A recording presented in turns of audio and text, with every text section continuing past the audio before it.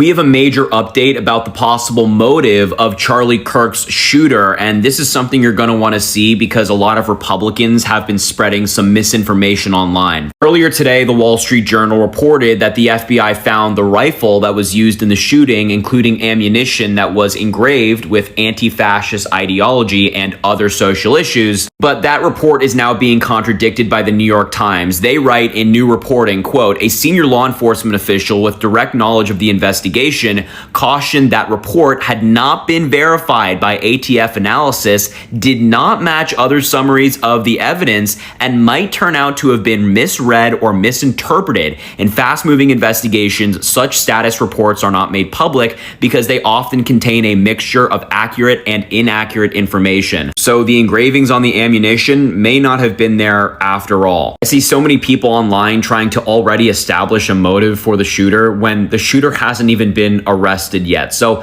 let's just wait for information to come out before we make a definitive conclusion. In a significant update to the tragic shooting of the conservative activist Charlie Kirk at Utah Valley University, the FBI has announced that the suspect, 22-year-old Tyler Robinson, is now in custody. He faces multiple charges, including aggravated murder and witness tampering. Tyler Robinson, who allegedly shot Charlie Kirk from the rooftop during the live event, has been apprehended after confessing to his partner and recognized through footage stamp. So guys, welcome back to my social commentary, and if today is your first time of coming across my video, do well to subscribe to my channel and tell us what you think about this particular video in the comment section, and please like and share the video to help the channel out. The suspect wrote a note saying, "I have the opportunity to take out Charlie Kirk and I'm going to take it." That note was written before the shooting. Evidence of its existence, we now have learned, existed before the shooting, was in the location in the suspect and partner's home. But we have since learned that the note, even though it has been destroyed, we have found forensic evidence of the note, and we have confirmed what that note says because of our aggressive interview posture at the FBI. Apart from that note that Director Patel mentioned, we have also learned that Charlie Kirk's alleged assassin also sent a text message to a different individual saying essentially the same thing, that he had an opportunity to take Charlie out and that he was going to do it because he hated what Charlie stood for. So this is part of the investigation now, looking into who knew what and when. And as part of that, we've learned the FBI is investigating left-wing groups in Utah to see if they knew about the accused killer's plans or provided him with any kind of help.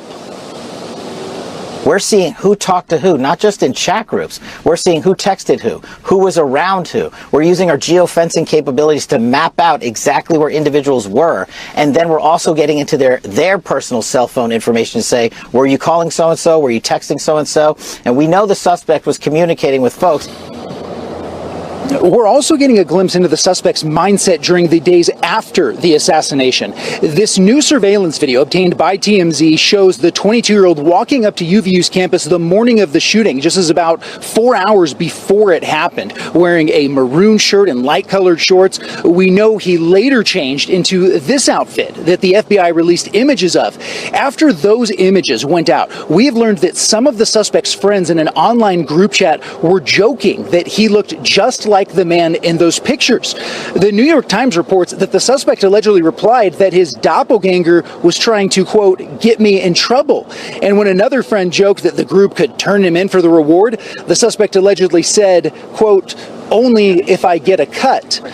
Back here at the Utah County Jail, officials tell us the suspect is being held in a separate unit under special watch to make sure he doesn't hurt himself or others before his first court appearance tomorrow. We're told he will appear virtually, and that ahead of that hearing, prosecutors will formally file charges against him. So this is for anyone who thinks that it's okay to celebrate a man's death. For anyone who thinks that by Charlie Kirk dying, y'all shut him up. You didn't shut him up. You didn't silence him. All you did was make his words even stronger, even more powerful, and you woke up his army, and you made a shit ton more people pay attention to those words that he preached. Because Charlie already had a ton of followers and a ton of people that believe the same thing as he believed. But he had and were vocal about it, but he had even more people who were his followers and believed what he believed, but were quiet about it because they didn't want to be labeled a racist or a sexist and all of the nasty things that you want to call him, that he is not, but y'all want to call him that anyways. And there's a lot of people that followed him that weren't really vocal about it because they don't speak about politics in public or on social media or things like that because they don't want to deal with the bullshit. They don't want to deal with being labeled things that they're not and people talking shit and fighting and all of that. So they don't talk about it. There's a ton of people who y'all just woke the fuck up, and now they're not going to be quiet, and now they're not going to sit down, and they're not just going to sit back and not say anything anymore.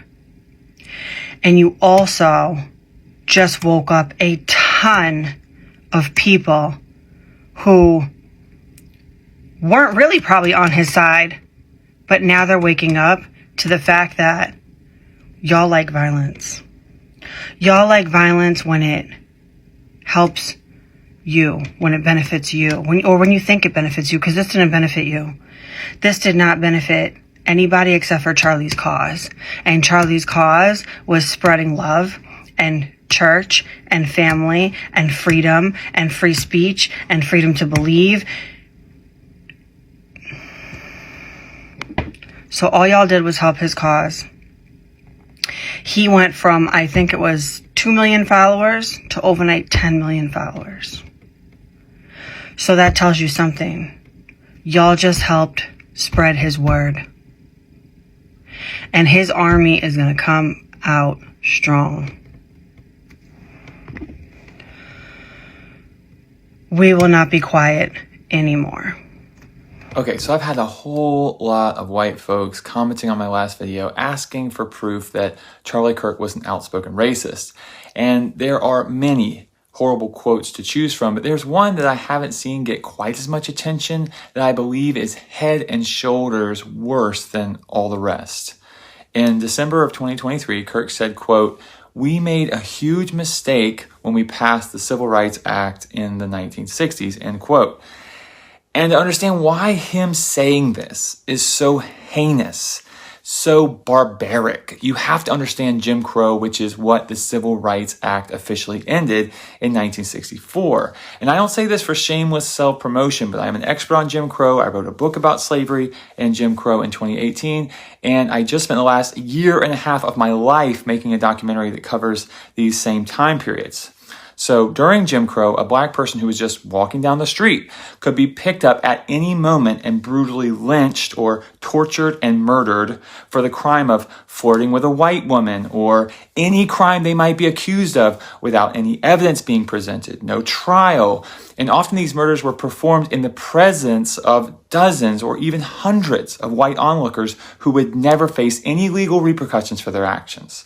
So for Charlie Kirk to say it was a mistake to end that system of terror, Jim Crow, and that barbarism toward the black community, it doesn't just prove that he was a racist, but it shows that he was determined to profit off of racism and selective outrage and to build his political and media empire on the back of our 400-year legacy of anti-black racism in this nation. To go record yesterday, Charlie Kirk got shot. And then took a couple hours, and then it came out he passed away. And I go to X or Twitter, and that's where I heard about it. And I don't know how I came across the most graphic video I've seen. I've seen all the different angles of how he got shot. I couldn't watch this again. I've heard the same people say, I don't have to agree with your political beliefs, but this is a father. He left 2 kids behind, a wife. Yeah, we get that. I understand. I think the most disturbing part is, whoever did this, you basically killed somebody because they had a difference of opinion than you. I'm like, Charlie wasn't in government. He wasn't in politics yet. He was about to be. I guarantee you that. There's not a doubt in my mind in less than 20 years he'd have been running for president. Again, I didn't agree with his stance on the gun law stuff. I didn't like that comment, obviously, but I don't think he should die for it. So this is the video that Gary Owen is getting held accountable for from the black community. Again, let me just re-emphasize exactly what he is being held accountable for having an opinion about the fact that Charlie Kirk did not deserve to die over having an opinion at 31 years old as a father of 2 children and with a wife.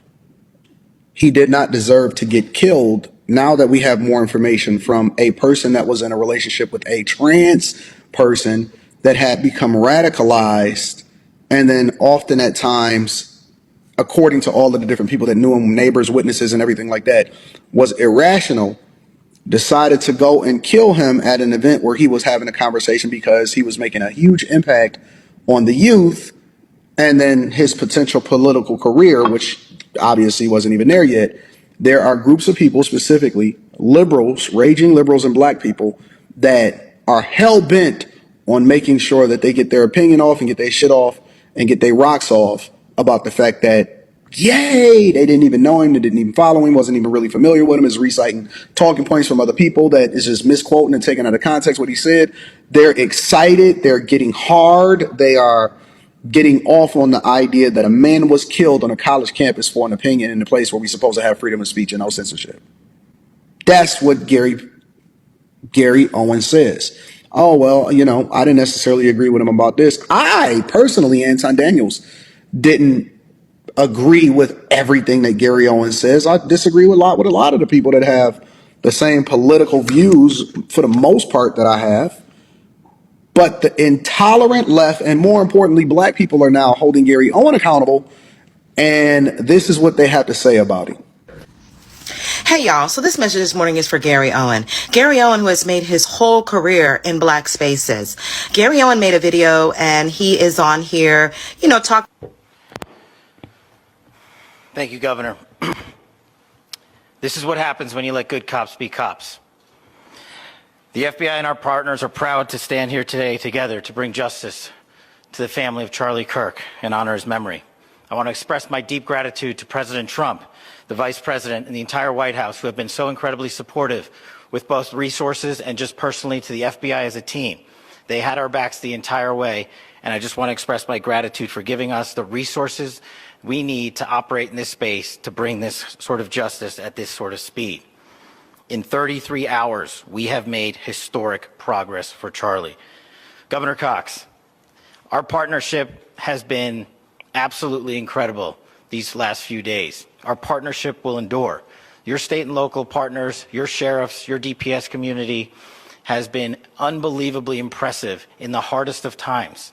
And a case like this cannot be solved, cannot be brought without partnering with your state and local authorities. The FBI has a certain role to play, and we will play that role, and we will lead out for the federal government. But Governor Cox, we are so grateful for your state partnership that led out on this investigation. A little bit of the timeline.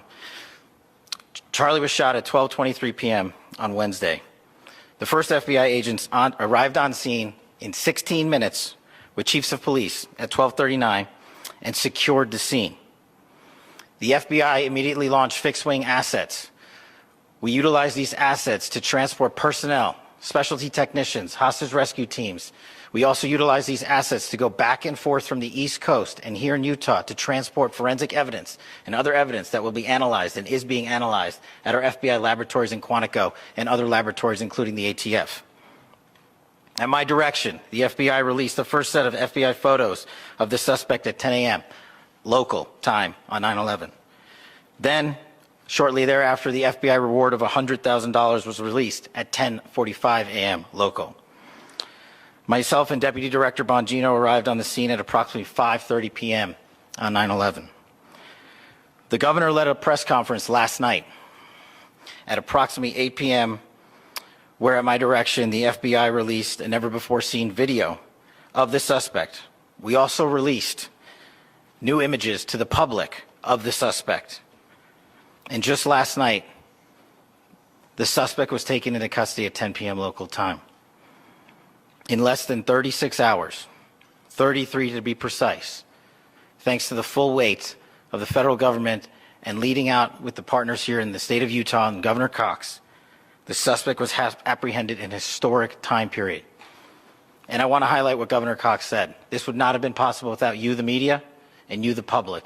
That's why we went so public, so fast, and we're so transparent, and we're committed to that transparency. The crime scene, just a little bit there. It is a large crime scene. State and local authorities, along with federal authorities, processed that crime scene quickly. And I even had the ability to walk through that crime scene and walk through the steps the suspect took to learn more about what was needed and what resources we needed to bear to create a full picture for the FBI and leadership back in Washington. Furthermore, thankfully to state and local partners, forensic evidence has been seized and continues to be garnered. Forensic evidence has already been evaluated at FBI laboratories in Quantico and state and local authorities here. We will continue to process evidence as we see it, as we collect it, and we will continue to deliver to Governor Cox and his team. Last night, we had a total of approximately 7,000 leads. As of this morning, thanks to your great work, we have over 11,000 leads that were called in to the FBI. And we are running out every single lead that we can. Every one of those leads will be run out. The arrest is a testament to the dedication of good law enforcement being great and partnerships in law enforcement, which I've tried to highlight as my tenure as the director of the FBI. There is no better relationship for law enforcement than the FBI to partner with state and local authorities, and you've seen it here in these last few days. The FBI Salt Lake Field Office, along with our offices in LA, Phoenix, Denver, San Antonio, Las Vegas, Pittsburgh, Buffalo, our headquarters component in Quantico, all participate in the FBI. I want to express my deep gratitude to the employees of the FBI, the men and women, the evidence response team tacticians, the special operators, the agents, the support staff. You have done monumental work in historic time when the public, who had a right to demand such an expeditious solving of an investigation, the FBI answered that call diligently, critically important to our nation, and we delivered. And I'm proud to be their leader, and I'm proud to be the director of the FBI. This is very much an ongoing investigation, as the governor said, and we will continue to work with state and local authorities to develop the investigation, to provide them the evidence they need for their ongoing prosecutions, and we will be here to answer every call they absolutely have, as long as it takes, for as long as we need to find and apprehend whatever suspects were involved in this crime. Lastly, to my friend Charlie Kirk, rest now, brother. We have the watch, and I'll see you in Valhalla.